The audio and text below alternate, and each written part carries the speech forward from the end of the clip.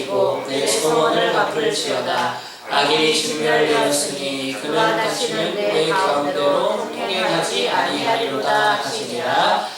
아멘. 오늘은 나홈 1장의 말씀을 통해 부르심을 붙들라 그러면 가치가 올라간다 라고 하는 제목의 말씀을 전하고자 합니다. 부르심을 붙들라 그러면 가치가 올라간다. 첫 번째로 말씀드릴 것은 뭐냐면 수직적 복음 전도의 중요성이다 라고 하는 거예요.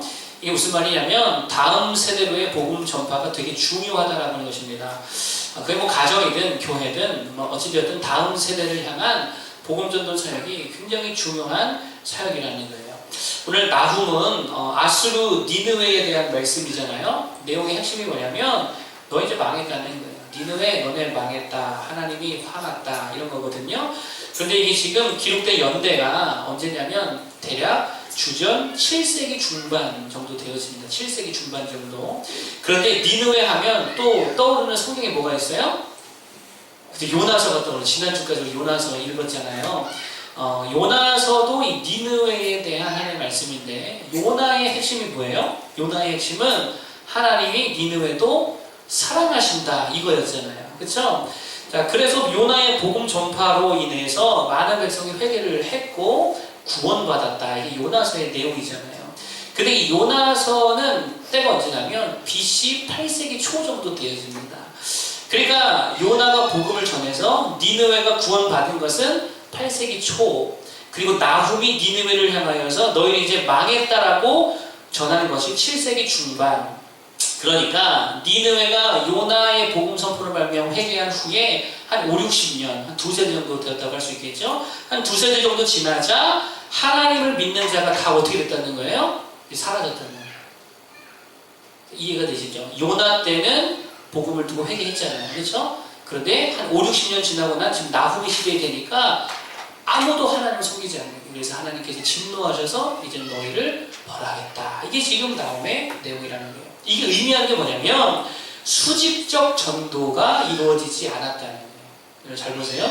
요나를 통해서 수평적 전도는 이루어졌죠. 유대에서부터 수평적인 복음이 확산이 되었습니다. 니느웨까지 갔잖아요. 복음을 전했어요. 그리고 거기 요나서를 보면은 그들이 서로 간에 회개하자 그래서요. 함께 회개하는 모습이 되어지는 거예요. 수평적 전도는 이루어졌습니다. 이게 선교잖아요. 이게 보통 우리가 말하는 전도잖아요. 자, 그런데 막상 니느웨가 유다 땅으로부터 온 복음을 듣고 회개를 했는데 그 이후에 자신들의 후손들에게, 자녀들에게 이 수직적인 복음 전파를 하지 않았더니 두세대 만에 완전히 망할 위기에 놓였다는 거예요. 그럼 언제나 제가 말씀드렸지만 이건 제 의견이 아닙니다. 이 연구가 있어요. 영국의 교회가 망한 이유가 뭐냐, 이것만 연구한 사람이 있어요. 근데 그 결론이 뭐냐면 영국이 대륙 간 복음 전파에는 매우 열심히 했죠. 뭐 중국, 인도, 호주 할 것 없이 막 하여튼 대륙을 막 다니면서요. 배 타고 가면서 그들이 복음을 증거했습니다. 근데 정작 그들이 하지 못한 게 있었어요. 그게 뭐였냐면 수직적 복음 전파, 자기 자녀들에게 복음을 전하는 일들을 못했다라고 하는 거예요. 그 결과 어떻게 되었죠? 복음 전하는 나라들은 복음이 받아들여서 그렇게 부흥했는데 정작 영국 자신들은 한 세대, 두 세대, 몇 세대 지나가니까 하나님을 믿지 않는 나라가 되어버렸다고 하는 거예요. 여러분, 이게 영국의 모습이었습니다. 우리나라는 어떨까요? 여러분, 우리나라 청년 이하, 청년 청소년 주일학교 요쪽이 지금 복음화율이요 3%가 채 안 된대요. 3%가 채 안 된대요. 이게 무슨 말인지 아세요? 이게 무슨 말이냐면 머지않아 우리나라도 미전도 종족 지역이 된다는 거예요. 대한민국이 미전도 종족 국가가 된다는 거예요. 3% 미만이니까. 우리 주변에만 보아도 믿는 부모 아래에 자녀들이 모두 믿는 경우가 별로 없어요. 요즘 시대는 별로 없어요. 이게 왜 그런지 아십니까? 이게 수직적 복음 전도가 잘 안 됐다라고 하는 거예요. 맞벌이를 많이 하면서 바쁘다 보니까 아이들 신앙 교육이 우리가 신경 쓰지 못했어요.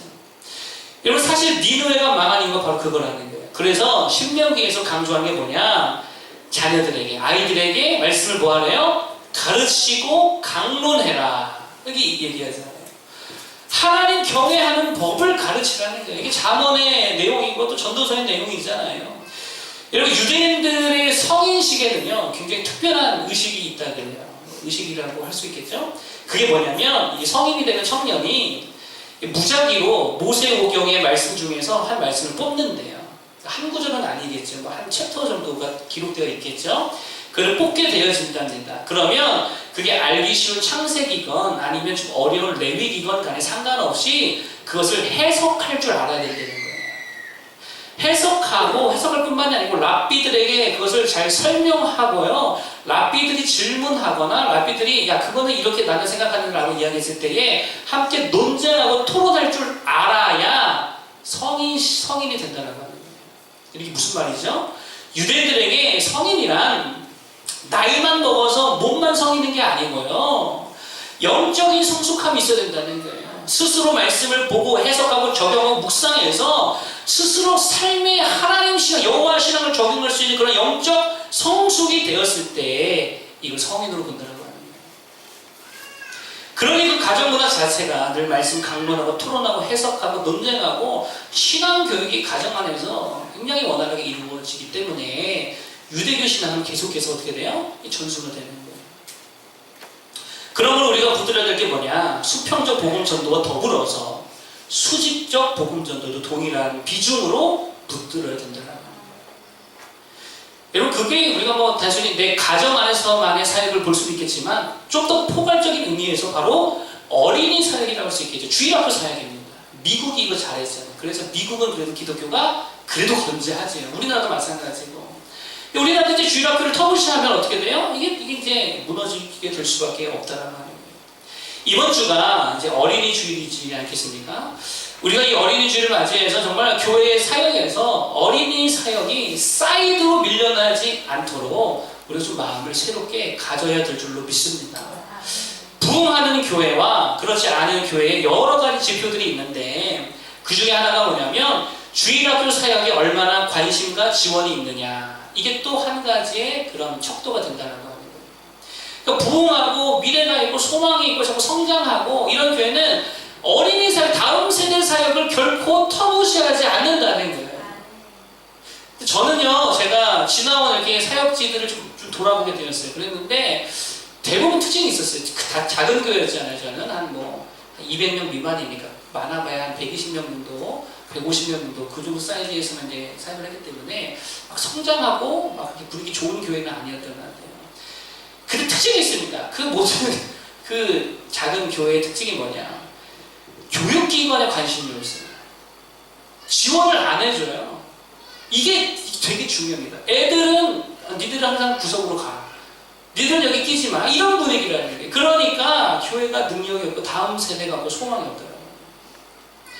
그리고 정말 아이들을 사랑하고 정말 무엇보다 주일학교 어떤 행사가 있든 사역이 있다면 정말 아낌없이 우리가 후원도 하고 몸으로 가서 도와도 주고 음식도 해주고 그럼 다음 세대를 세울 수 있는 우리 모든 교회 성도들 되기를 축복합니다. 하나님의 뜻이라는 거예요. 두 번째로 본문을 통해 말씀드린 것은 뭐냐? 지도자가 중요하다라고 하는 것입니다. 지도자가 중요하다. 우리 11절 한번 읽어볼까요? 11절. 11절을 읽어보겠습니다. 시작. 여호와께 악을 꾀하는 한 사람이 너희 중에서 나와서 사악한 것을 권하는도다. 이게 지금 니누에 대한 이야기잖아요. 여기서 말하는 악을 꾀하는 한 사람은 누구를 말하느냐? 아마도 당시에 아수르 왕을 의미하는 것이라고 이제 학자들이 보통 이야기를 해요. 그런데 그가 무엇을 권한대요? 뒤에 보니까 너희 중에 나와서 사악한 것을 권하는도다. 이게 히브리적 표현으로 하면 사탄적인 것이다 라고 하는 의미를 가지고 있대요. 여기서 말하는 사악한 것은 사탄적인 것을 권한다는 거예요. 그리고 사탄적이라는 것은 여러분 무슨 의미일까요? 하나님께 대한 적대적인 태도, 이게 사탄적인 거잖아요. 이걸 권한다는 거예요. 그러니까 한 나라의 아버지라고 할 수 있는 왕이 백성들에게 하나님께 대한 적대적인 행동과 사상과 가치를 심어줬다는 게 이게 어떤 나라라고요? 아수르라고. 그래서 결국 아수르는 망할 길로 갔다는 거예요. 지도자가 중요하다는 거예요. 지도자가 되게 중요한데 이스라엘의 역사는 우리가 지금 수요일마다 보고 있잖아요. 다 똑같은 패턴이죠. 누가 중요해요? 왕이 중요하잖아요. 열왕기 역대기 보세요. 누가 중요해요? 왕이 중요하다고요. 왕이 바알을 섬기면 온 백성이 다 바알을 섬기는 거예요. 왕이 아세라 섬기면 온 백성이 다 아세라 섬기고, 그러다 왕이 하나님 앞에 신실해서 다 치워버리고 하나님 경외하자 그런 시대에는 온 백성도 다 회개하고 금식하고 하나님을 섬기는 나라가 되어지더라고요. 지도자가 중요한 거죠. 교회도 마찬가지입니다. 교회 지도자가 말씀 따라 신실하게 행하면 성도들도 말씀 따라 순종하겠죠. 그런데 교회 지도자가 자기 욕심 따라 말씀보다 늘 자기 욕심이 앞서고 사욕 따라 행동하게 되면 결국에는 성도들도 가장 중요한 순간에는 그렇게 될 수밖에 없다라는 거예요. 가정도 예외 아닙니다. 부모가 진짜 중요하다는 거예요. 그리고 부모 중에서 주도권을 더 많이 가진 사람이 믿음의 사람이냐 아니면 불신의 사람이냐, 이것도 되게 중요하다는 거예요. 여러분이 가정의 주도권을 다 가질 수 있는 자들 되길 바랍니다. 믿음으로 끌고 가야 된다는 거예요. 그러면 우리가 이것을 어떻게 적용할 수 있는가? 여기 있는 우리가 정말 하나님 앞에 신실한 리더들이 다 각자가 되어야 될 줄 믿습니다. 가정이건 교회에서건 기관에서건 어디에서건 간에 내가 속한 그 자리에서, 내가 맡은 그 자리에서 정말 우리가 하나님 편에 서는 지도자들이 되어야 된다는 거예요. 그럼 다 살아날 수 있습니다. 아내 편이 돼야 돼요? 하나님 편이 돼야 돼요? 하나님 편이 돼야죠. 남편 편이 돼야 돼요? 하나님 편이 돼야 돼요? 하나님 편이죠. 자식 편도 아니에요. 애인 편도 아니에요. 주님 편에만 서야 된다라고요. 그게 아내를 살리는 길이고 남편 살리는 길이고 자녀와 가정과 교회가 살아나는 길이라는 거예요. 내가 하나님 붙들고 나갈 때에 온 가족이 다 살아나는 거죠. 그러면 내가 하나님 편에 선다는 말이 무슨 말일까요? 7절 보겠습니다. 7절. 하나님 편에 선다는 말은 무슨 말일까? 7절. 시작. 여호와는 선하시며 환난 날의 산성이시라. 그는 자기에게 피하는 자들을 아시느니라. 아멘. 하나님 편에 선다는 말은 다른 게 아니라 하나님께 피하는 거예요. 하나님께 가는 거예요. 하나님께 예배하는 거겠죠. 하나님께 기도하는 거겠죠. 사명 감당하는 거겠죠. 그런 지도자들이 되어야 된다는 거예요. 특별히 주님 주신 몸으로 헌신하는 자들이 될 때에 주님 편에 서는 모습이라는 거예요. 임진왜란이 발발했습니다. 왜구가 조선에 20만 병사를 보냈어요. 그때 조선의 왕이 선조였죠. 선조가 근데 그때 한 행동이 뭐였는지 아세요? 어떻게 해야 될까요? 여러분이 왕이라면 우리 함께 힘을 모아 이 나라를 지켜냅시다. 이래야 될 거 아니겠어요? 그 어떻게 했어요? 한양을 버리고 니들이 잘 지켜라. 나는 명나라로 간다. 나는 원래부터 명나라를 가고 싶었다. 이러면서요 명나라로 도망가 버렸어요. 함께 하지 않았어요. 몸이 안 갔습니다. 전쟁 다 끝나고 돌아와서는 공을 세운 자들에게 상을 주었는데 누구에게 상을 줬는지 아십니까? 자기 신부름꾼에게 상 줬대요. 나라 지키느라 고생한 사람들은 몇 명 주지도 않고 너 때문에 내가 살았다. 이 전쟁 때 내 옆에서 신부름꾼 잘했다. 여기다가 상을 줬다는 거예요. 한심하지 않습니까? 선조가 진정 조선 편이었다고 볼 수 있어요? 아니죠. 거의 역적과 다를 바가 없잖아요. 여러분, 몸으로 주님 편에 서는 리더들이 돼야 될 줄 믿습니다. 그럴 때에 따라오시는 거예요. 자녀들 앞에서도 말로만 기도한다, 뭐 한다, 아니요. 몸으로 가는 모습을 보일 때 자녀들이 따라올 수 있겠지. 말로만 기도하자, 전도하자, 선교하자 아무 힘이 없습니다. 주님 앞에 몸이 갈 수 있는, 몸으로 주님 편에 설 수 있는 우리 모두가 되길 바랍니다. 나를 따르라가 돼야 되겠지. 선조처럼 알아서 해라, 나는 간다. 이게 아니고 나를 따르라 할 때 그 가정의 지도자, 교회의 지도자가 될 수 있다라는 것입니다. 마지막 세 번째는요, 그렇게 주님 편에 설 때에, 그럴 때에 가치 있는 인생이 된다라고 하는 거예요. 14절을 한번 볼까요? 14절 시작. 나 여호와가 내게 대하여 명령하였나니 내 이름이 다시는 전파되지 않을 것이라. 내가 내 신들의 집에서 새긴 우상과 우상을 멸절하며 내 무덤을 준비하리니 이는 내가 쓸모없게 되었음이라. 아멘. 니느웨에 대한 말씀입니다. 근데 마지막에 뭐라고 해요? 이는 내가 쓸모없게 되었음이라. 이거 엄청 무서운 말 아닙니까? 쓸모없대요. 우상을 섬겼더니 우상을 다 멸하겠다. 그러면서 우상을 섬긴 너희들도 다 멸하겠다. 이제 너희는 쓸모가 없다. 말씀 그대로 제가 얘기한 거예요. 아무 가치가 없다는 거예요. 존재할 이유가 없다는 거예요. 여러분, 우리가 이 땅에서 존재할 이유가 뭡니까? 언제나 제가 말했지만 예수님 믿어 이제 우리는 천국에 갈 수 있게 되었잖아요. 천국 티켓을 땄잖아요. 그런데 하나님께서 우리를 왜 여전히 이 땅에 남겨두셨냐라고 하는 거예요. 천국 가면 더 좋지 않습니까? 근데 왜 이 땅에 남겨두셨냐는 거예요. 천국이 더 좋은데, 거기 훨씬 즐거운데, 우리가 지금 여기 존재해야 할 이유가 뭐냐라고 하는 거예요. 우리가 이 존재의 가치가 어디에 있습니까? 그냥 먹고 즐기고 돈 버는 게 단순 우리 존재의 이유입니까? 아니죠. 니네의 백성들이 뭐라고 말씀하세요? 하나님 모르니까 맨날 먹고 마시고 그랬을 거 아니에요. 너희 쓸모없다, 필요 없다, 아무 가치 없다. 이 주님의 심판이었잖아요. 그럼 우리들의 가치는 어디에 있느냐라고 하는 거예요. 그 15절이죠. 15절. 볼까요?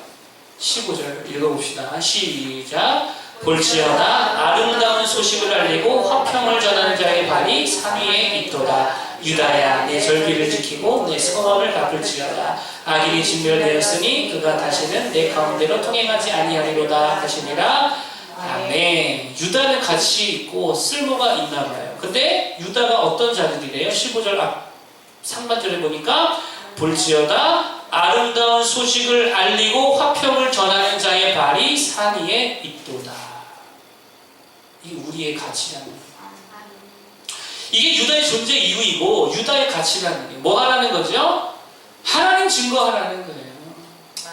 받은 은혜, 받은 구원, 예수 그리스도 증거하라는 거예요. 이게 우리가 이 땅에 남겨진, 아니 세상으로부터 부름받은 이유와 목적과 우리 생명의 가치라니까요. 천국을 소유했다면서요. 거기 가면 부족함이 없다면서요. 그런데 왜 이 땅에 재물과 집과 자동차 못 가져서 안 다니냐는 거예요. 우리들의 모습이 그렇지 않습니까? 저 하늘에 집이 있다면서요. 큰 집이 있다면서요. 여기는 나그네 삶이라고 맨날 노래하고 고백하잖아요. 그럼 여기서 집 짓고 사는 게 목적이 아니라 주님 증거하는 게 우리 존재의 목적이 되어야 된다라고 하는 거예요. 어떤 형태로든, 어떤 모습이로든, 음악가로든지, 건축가로든지, 목회자로든지, 엔지니어든, 지식인이든, 정치인이든, 어떤 모습도 괜찮습니다. 근데 본질이 뭐라는 거예요? 하나님을 전할 때 우리가 가치 있는 인생이 된다는 거예요. 이게 우리가 이 땅을 살아가는 이 지상에 남겨져 있는 이유와 목적이라는 거죠. 이거 되게 유식한 말로 부르심이라고 해요. 부르심. 이게 우리 부르심이라는 거예요. 복음 증거하는 거예요. 그렇게 살 때에 쓸모없는 자들이 아니고 가치 있고 쓸모 있는 자들이 된다는 거예요. 크리스천 젊은이들이 항상 고민하는 게 있습니다. 저의 부르심은 뭘까요? 이 고민 많이 해요. 청년들, 여러분의 부르심이 뭐예요? 하나님 여러분 부르심이 뭐예요? 간단하다고요. 뭐라고요? 주님 증거하는 거예요. 예수 전하는 거예요. 그게 우리를 향한 주님의 부르심이에요. 다른 모습은 중요하지 않은 것 같아요. 업으로 전하든, 천막을 깃는 자로 전하든, 목사로 전하든, 선교사로 전하든, 서울에서 전하든, 수원에서 전하든, 솔로로 전하든, 결혼해서 전하든, 그건 상관없지요. 직장에서 전하든, 학교에서 하든, 몽골에서 하든, 우리의 부르심은 뭐라고요? 주님 전하는 거. 수평적으로든 수직적으로든 예수 전할 수 있는 부르심에 충실한 자들 되길 바랍니다. 이게 정말 우리의 삶이 가치 있는 삶이 될 수 있는 비결이라는 거예요. 그렇게 가치 있는 생명을 주하고 살아갈 수 있기를 바랍니다. 오늘 세 가지 말씀드렸어요. 첫 번째는 수직적 복음 전파의 중요성, 다음 세대의 복음을 전해야 된다 그랬어요. 어린이 사역, 주일학교 사역, 우리 정말 교회적으로 큰 관심과 지원을 해줄 수 있기를 바라고요. 두 번째, 지도자가 중요하다. 한 사람이 나라 망친다 그랬죠. 한 사람이 가정도 망치고요. 그러나 반대로 한 사람이 나라를 세울 수도 있고 한 사람이 가정을 세울 수도 있는 그런 각 영역의 지도자들 되기를 바랍니다. 어떤 지도자가 되어야 될까요? 하나님께 피하는 자, 하나님께 예배하고 기도하고 헌신할 줄 아는 지도자가 되시기를 바랍니다. 세 번째, 우리 존재 이유가 뭐냐? 이 땅에 남겨진 이유가 뭐냐? 좀 부르심이 뭐냐? 바로 예수 그리스도를 증거하는 것. 어떤 모습이라든지 그렇게 가치 있는 삶을 살아갈 수 있기를 축복합니다. 우리들의 찬양 51장 찬양하고요. 각자 기도하다가 돌아가겠고, 찬양 운행은 30분 출발합니다. 51장 주님 다시 오실